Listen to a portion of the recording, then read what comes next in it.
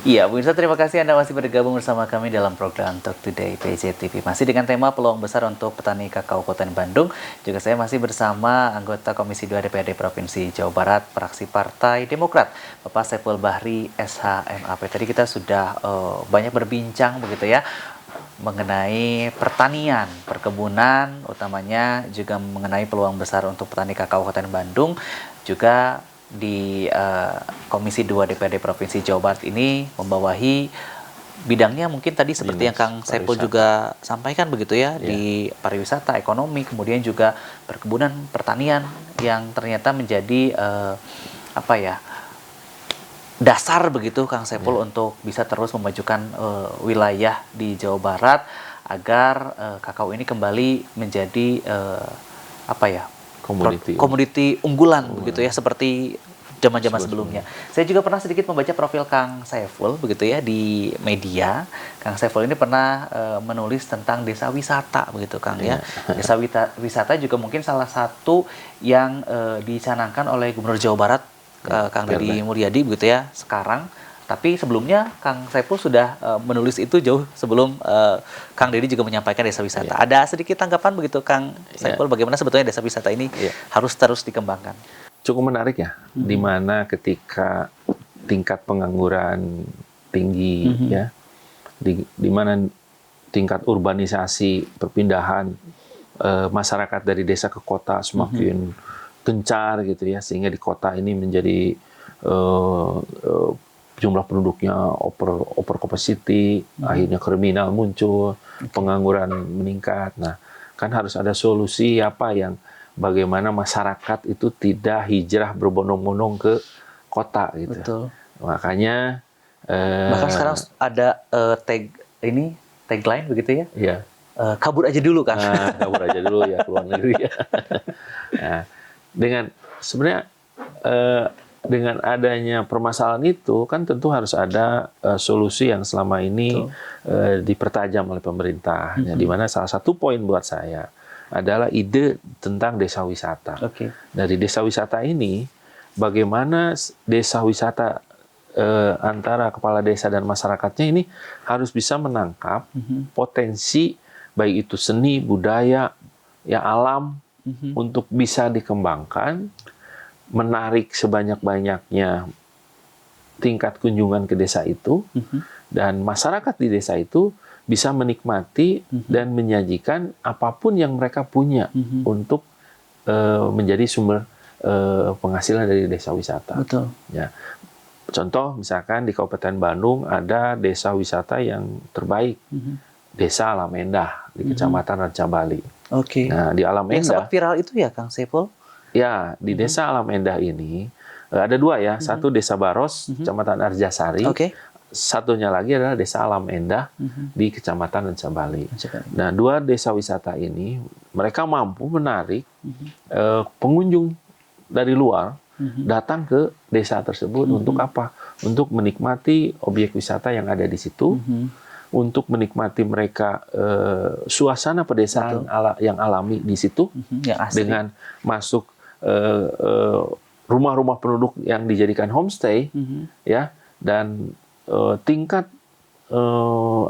perputaran uangnya terjadi gitu, sehingga baik itu pemerintah desanya, baik itu masyarakatnya itu termasuk penduduknya ya, baik itu yang tua dan muda, ini dia enggan untuk pergi keluar desanya, karena dengan di desanya dia sendiri kelola, pengunjung wisatanya datang itu kan bawa uang, bawa uang, uang yang datangin ke desa itu, sehingga mereka nggak berpikir harus cari uang ke kota. Nah, kalau ini desa wisata diperbanyak jumlahnya, di Kabupaten Bandung ada 270 desa. Saat ini sudah ditetapkan ada 50 desa wisata di Kabupaten Bandung, dan 50 lagi adalah desa wisata rintisan. Jadi ada 100 kurang lebih. Nah, kalau ini berjalan dengan semestinya seperti contoh tadi desa di Alam Endah dan di Baros, tentu penduduk di desa itu tidak akan mencari penghasilan keluar desa mereka. Akan melihat potensi yang ada Ah, begitu ya, di dirawat desa itu aja, desanya, ya. dijaga. Baik itu seninya, budayanya, objek wisatanya, alamnya ya. Contoh di Alam Endah. Ini saya menarik di Alam Endah. Bagaimana pengunjung itu datang, ya rombongan kebanyakan sekolah ya, datang ke situ nyewa homestay. Nah, kalau di situ ada peternakan sapi perah, nah peternakan sapi perah menjadikan objeknya. Mereka datang dengan paket ya. Makannya mereka siapkan dengan menu di desa, kemudian merah susu, sapi langsung, itu jadi objeknya juga ya. Terus dia mandi di sungai, Betul. ya. Justru itu dijadikan dicari sekarang objek, ya, Kang Saiful. Orang akan mencari yang alami seperti itu, dan itu menarik. Betul, ya. dan suasananya yang mahal sebetulnya. Nah, intinya keasliannya. ujungnya apa? Desa wisata menjadi sumber penghasilan baru untuk desanya. Betul. Tidak hanya desa ini menunggu ADD, menunggu bantuan pemerintah provinsi, pemerintah pusat, pemerintah kabupaten, tapi dia berkreasi, berinovasi bagaimana dia potensi dirinya dia bersama-sama masyarakat mengembangkan diri untuk menarik kunjungan untuk datang ke desa mereka. Betul. Dan itu menjadi sumber penghasilan yang baru. Nah, kalau di Klaten, di Jawa Tengah, ini ada satu desa yang sudah berhasil dengan desa wisata itu. Oke. Ya, di Pongok, ya, desa Pongok itu mereka bisa menghasilkan PAD hampir 15 miliar setahun di luar ADD, di luar program bantuan pemerintah. Buat saya ini harus jadi percontohan begitu. percontohan, ada memang percontohan nasional gitu ya, desa wisatanya itu yang di Klaten. Nah, di kabupaten kota yang lainnya, ayo ini ada potensi. Betul. Ya, asal apa? Masyarakat dilibatkan. Ya, tidak hanya sebentar di desa itu ada swasta buat objek wisata dijadikan aja desa wisata. Bukan seperti itu. Bukan seperti itu. Tapi Keterlibatan masyarakat penting. keterlibatan masyarakat harus, pemberdayaan masyarakat ini harus. Seluruhnya ya. Seluruhnya ya.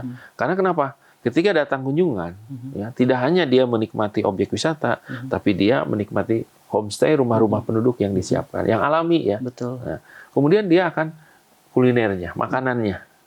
Khas Ya. dari Kemudian desa nanti tersebut. ada makanan ringannya. Kemudian ada oleh-olehnya untuk kerajinan tangannya. Apa yang bisa sehingga mereka bawa uang ke desa wisata, pulang itu bawa barang, bawa makanan. Nah, Dan bawa kan? pengalaman tentunya, Dan Pak. pengalaman ya, dan itu mereka kalau nyaman itu balik lagi. Ya. Nah, sekarang saya lihat di satu desa di Rancabali namanya Indragiri. Desa Indragiri ada satu tuh. Kampung Nyampai. Ya, Kampung Setamplat Girang. Itu sama modelnya.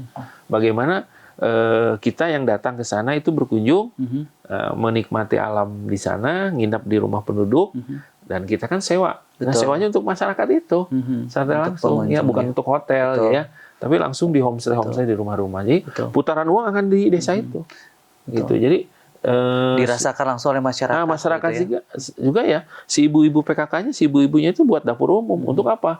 Makan pagi, makan siang, makan malam disuplai juga dari sana. Betul. Jadi putarannya di situ Betul. semua. Nah, ini yang buat saya konsen ini sebenarnya Perlu. bisa nih. Betul. Disupport begitu, Pak, ya. harus Karena disupport maksimal dengan adanya program desa wisata Betul, ini. karena memang butuh pendekatan ke masyarakat utamanya ya. Kemudian Betul, juga mungkin bagaimana cara melayani pengunjung Ya. dengan baik begitu ya, agar bisa betah dan lain sebagainya. Ini salah satu konsen yang juga sedikit sempat saya baca profil dari Kang Saiful, memang konsen ke desa wisata. Bahkan mungkin ini menjadi salah satu program begitu yang akan dicanangkan, Pak, di Komisi 2 sendiri sebetulnya. Selain itu apa lagi Ya, ke depannya begitu? intinya bagaimana ekonomi ini menjadi tulang punggung masyarakat Jawa Barat. Oke. Karena laju pertumbuhan ekonomi Jawa Barat di 2024 kemarin kita agak prihatin ya, hanya 4,95%. Oke. Laju pertumbuhan ekonominya. Berarti harus didorong. Ya, apalagi Pak Presiden kita, Pak Prabowo inginnya 8% kan, nanti di akhir masa jabatannya ingin 8%.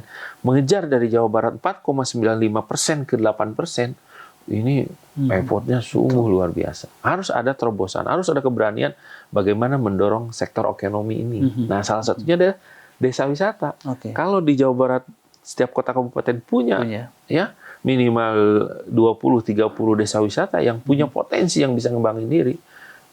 Saya yakin Jawa Barat bisa akan naik ya, laju pertumbuhan ekonominya akan naik dari yang sebelumnya yang kemarin. Betul, karena potensinya juga cukup besar begitu di Betul, Jawa Barat, cukup betul. asri dan juga sejuk begitu Pak.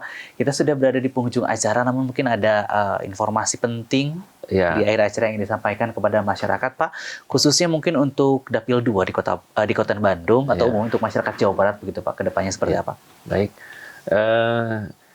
Saya sebagai warga Kabupaten Bandung tentu berharap ya dengan kondisi saat ini yang katakanlah kita harus terus berjuang ya, bagaimana meningkatkan daya saing kita, pertumbuhan ekonomi kita ya, itu harus kita bisa raihnya dengan memperkuat keluarga masing-masing dengan ketahanan pangannya dulu ya. Ketika ketahanan pangan ini sangat penting untuk bagaimana menjaga roda ekonomi keluarga yang jelas di situ. Jadi keluarga dulu diperkuat dengan ketahanan pangan yang tidak langsung akan berkaitan dengan ekonomi keluarga dan ekonomi masyarakat secara umum. Jadi kita harus terus bagaimana berinovasi, berkreasi dalam mana memperkuat ketahanan keluarga dalam rangka ketahanan pangan ini, dan ujungnya adalah ekonomi gitu. Jadi sektor keluarga lah yang harus kita perhatikan untuk bagaimana bisa memperkuat di Jawa Barat gitu.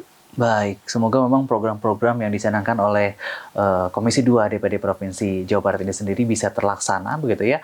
Semua aspirasi masyarakat bisa juga terlaksana dengan sempurna, Ya. programnya nyata begitu Kang Saiful. Ya. Juga saya selalu semoga Amin.